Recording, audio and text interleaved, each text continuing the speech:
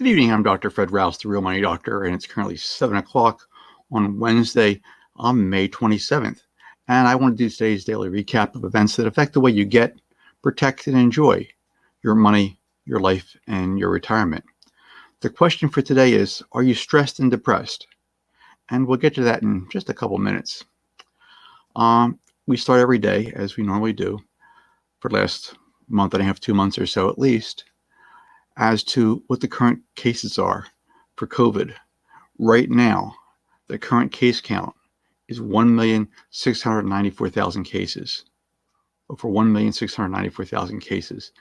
That's just in the US by itself. And then that's another 18,000 cases since just yesterday at this time. In the last 24 hours, another 18,000 cases have been confirmed. The death count is the real news today. It's sort of sad. Right now, we're at over 100,000 people died from COVID in just the last 12 weeks. That's another 1,200 more from yesterday. Now, if we went back to April 27th, just 30 days ago, basically, we only had 58,000 deaths at that point in time. Right now, we're over 100,000 deaths. That's a really staggering number. Okay. Why that happened? History will tell. But right now, there's over 100,000 people dead from COVID, when last month there was only 58,000 people dead from COVID. Now, that's a really, really big number. And you can just let that settle in for just a little bit there. Now, I've covered a number of the individuals, gave a little bit about their history and what happened, what they were doing before they got sick, and what happened when they got sick. But for each one of these people, 100,000 people have died. Over 100,000 people have died, and it's relatively amazing. It really is, because you have individual families, you've got coworkers, you've got communities that are all affected by these losses. And with everything that's going on with the shutdown and everything, it's easy to forget these folks. And I don't want to ever forget that, we lost 100,000 people. We didn't need to lose that many at all. We really didn't. The signs were out. Okay. Back in January, the signs were out. The signs were out in September, October of last year. More signs came out in November and December last year, but they were ignored. And right now, people are still treating this like it's all make-believe. So we'll see what happens in the next few months. Right now, the New York cases, because New York is the first largest state with a number of cases, they have 364,000 cases. They've picked up another 1,100 since yesterday. Their deaths right now are at 29,370. That's only 68 people that died overnight in New York State. That's a really good improvement for New York State to have less than 100 people. They hit that last week, and then it got bounced back. They're back down now to over 100 people. Again, that's 68 people that still died in just New York State by itself. New Jersey still has the second largest number of cases, 156,000 cases right now in New Jersey. And that's up 864 cases from yesterday, which is a good improvement for New Jersey. The deaths, however, are 11,339. That's 145 people in New Jersey that died overnight. Now, the states round out with number 3, Illinois, number 4 in California, Massachusetts, Pennsylvania. Okay, Texas comes in next. Okay, Michigan then comes in, Florida, and then lo and behold, Maryland is number 10. Okay, so this is still getting hit pretty hard. Michigan is not an East Coast state. Florida is an East Coast state, but it's a little bit different. Okay, different than New York and New Jersey and California and Oregon. Okay, and right now, what you're seeing and I've reported on it before with the meatpacking plants, is that the coasts on either coast were hit hard initially. Right now, the number of deaths is increasing in the center of the country, where they thought they were pretty much immune from things. So we'll see where that goes.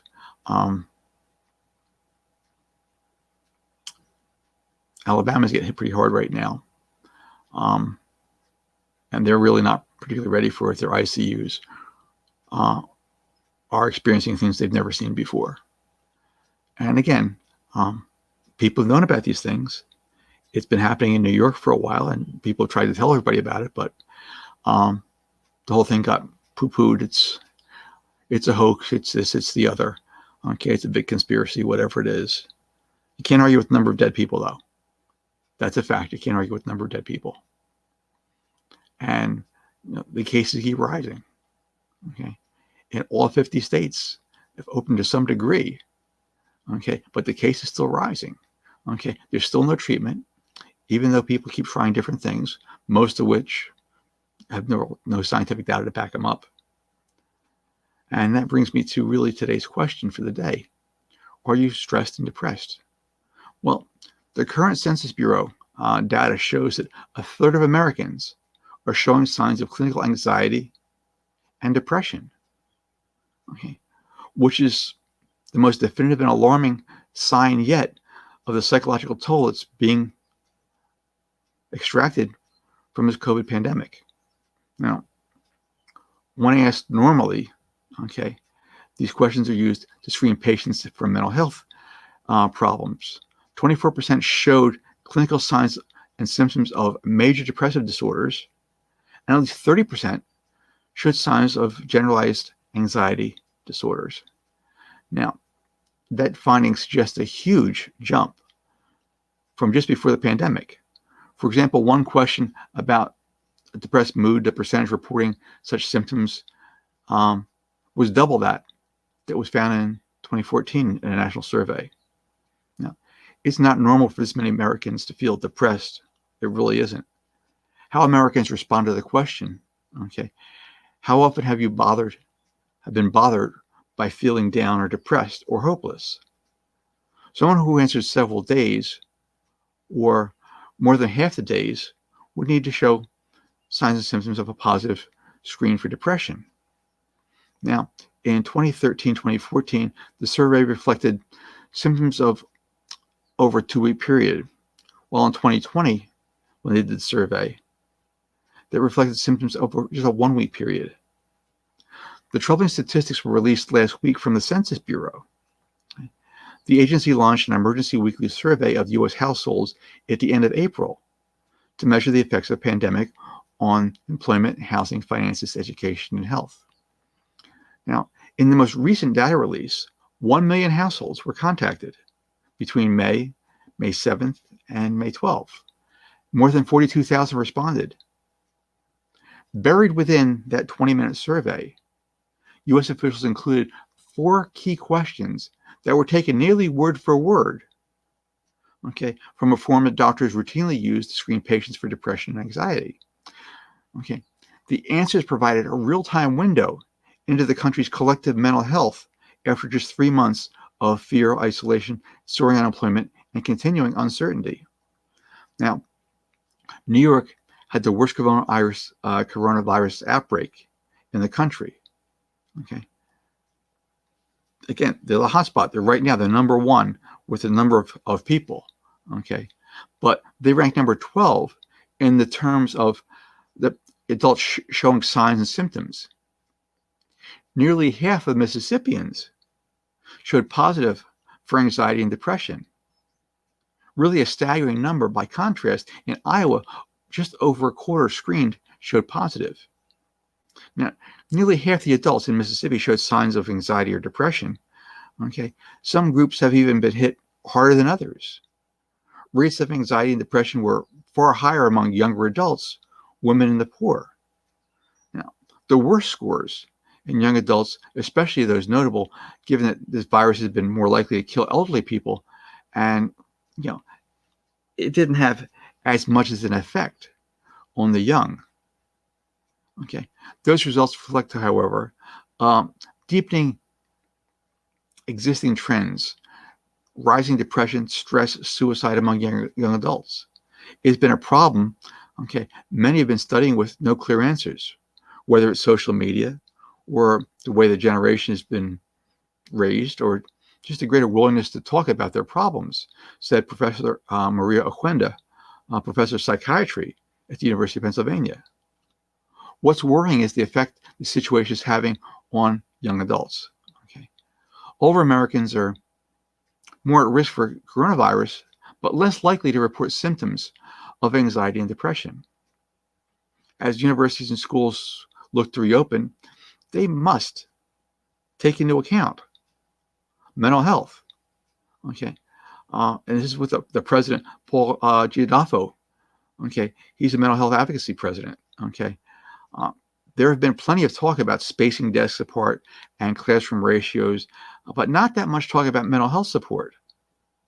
He said one of the things that we can do is really to help screen for mental health situations for young people. The toll also hit the poor much harder, according to the Census Bureau data. Throwing into even sharper contrast, okay, the mental health disparities that have been existing for a long, long time. Now, the highest income brackets, okay, worried half as often as the lowest. Well, what a surprise. Only 6% of the highest income bracket worried uncontrollably nearly every day, compared with 23% of the lower income bracket.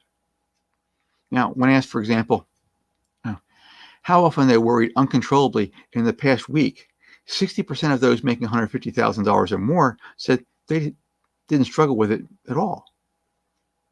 Meanwhile, those numbers were almost inverted among people making less than $25,000 a year, with only 32% saying they didn't struggle uncontrollably.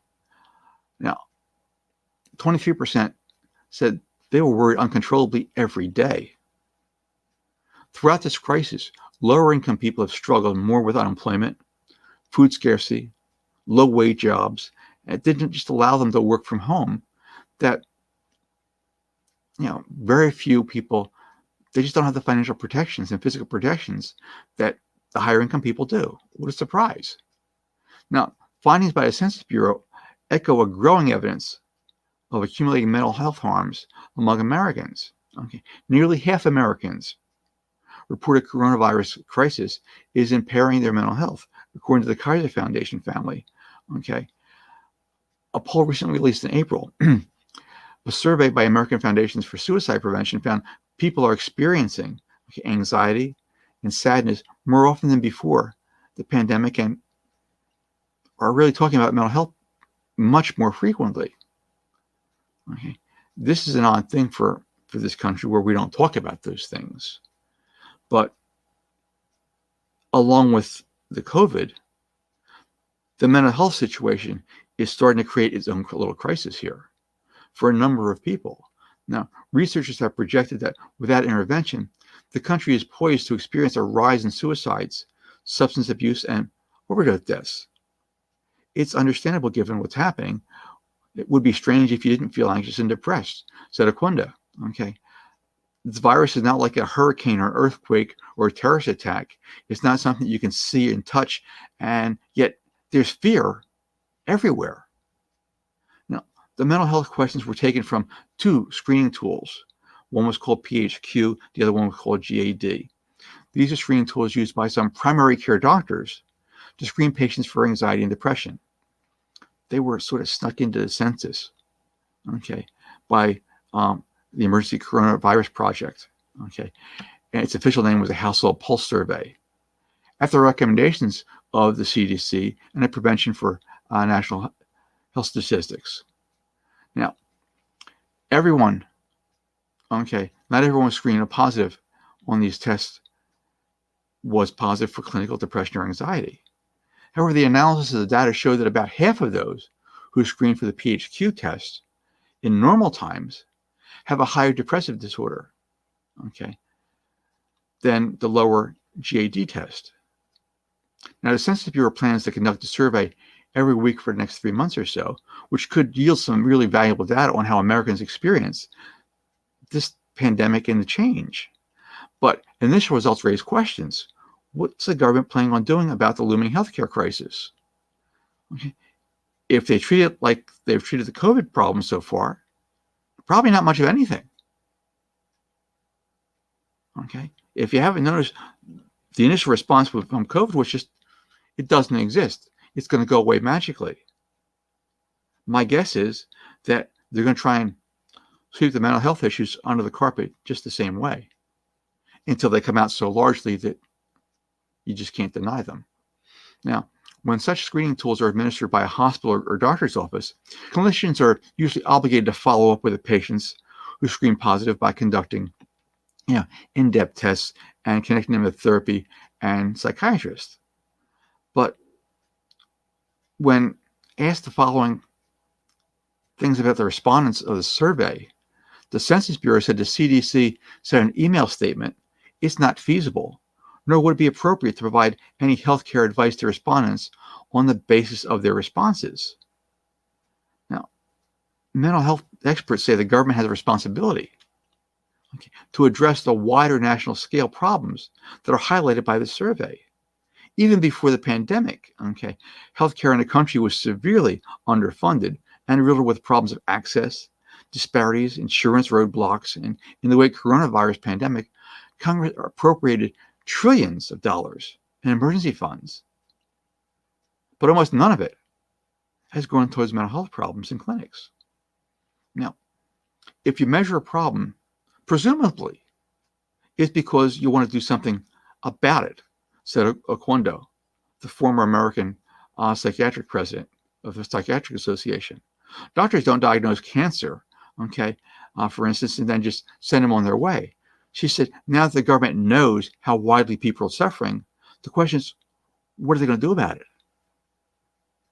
And again, you can judge by their response to a physical disease that they can see and touch and feel, that they can count bodies quickly.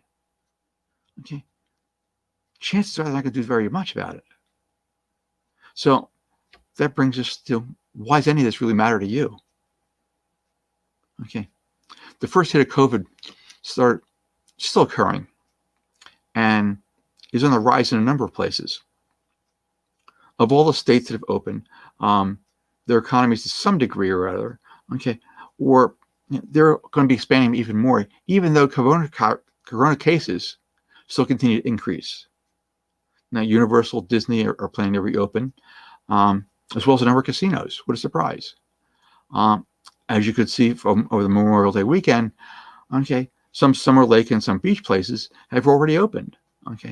The economy has tanked for a lot of folks, and unemployment is at near depression levels at this point in time. There's a major separation from the stock market and Main Street. The country seems to be more polarized now than ever before, even in the Vietnam War. It was ugly then. This is seriously ugly right now. And with all that going on, there's relatively objective evidence right now about half the population being seriously stressed and depressed.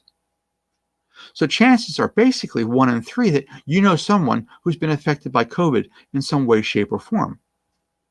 And chances are 1 out of 2 that you know someone that's stressed or depressed because of the events of the last few months, on top of what they had before. Now, for a lot of people, their lives have turned absolutely upside down in ways they could never have imagined just 5 months ago. You were all just moving along, no problems. You had life activities. They were overwhelming by themselves at the time. But then, you had a plan. You were working that plan. It seemed okay. Sometimes it didn't go smoothly, but you were still making some progress. Then all of a sudden, there's tons of conflicting information all over the news and the internet. And COVID is now upon us. People are getting sick and dying. And then the economy shuts down and tons of people out of work. And now you're personally affected by the shutdown. Your plan A just got shot to hell. And you're wondering, will you ever be able to retire? And if you do, What's it really going to look like for you? Now, maybe you're one of the folks that's been stressed and or depressed. Okay. If you or someone you know needs help, call the National Suicide Prevention line. Okay. Their number is 800-273-TALK. 800-273-TALK, which is 8255. Or you can also use a text line called the Crisis Text Line. Also provides free 24/7 confidential support via text message to people that are in crisis when they text the number 741741. 741741. Now, I'll be putting those numbers in the links when I post this video on my YouTube channel, The Real Money Doctor, tomorrow. So the links will be there. The numbers will be there. So if you know someone who's got some problems, or if you have problems yourself, check out the link tomorrow. Get those numbers again. If you'd like to put your retirement plans back together, okay, get on track, get the cash flow that you actually need to retire with a lifestyle you actually want and deserve, okay, sometime within the next 3 to 5 years, go to drrousenow.com to see if I can help. Now, I can't help everybody, but go there, take a peek at the video, and see what you think. If I can, schedule a chat and we can talk and we'll see what we can do. Now, again, I'm Dr. Fred Rouse. I'm the Real Money Doctor. My only goal is to help you get, protect, and enjoy your money, your life, and your retirement. Now, I appreciate you spending some time with me tonight and letting me spend some time with you. I look forward to seeing you again tomorrow around 7 o'clock. Thank you.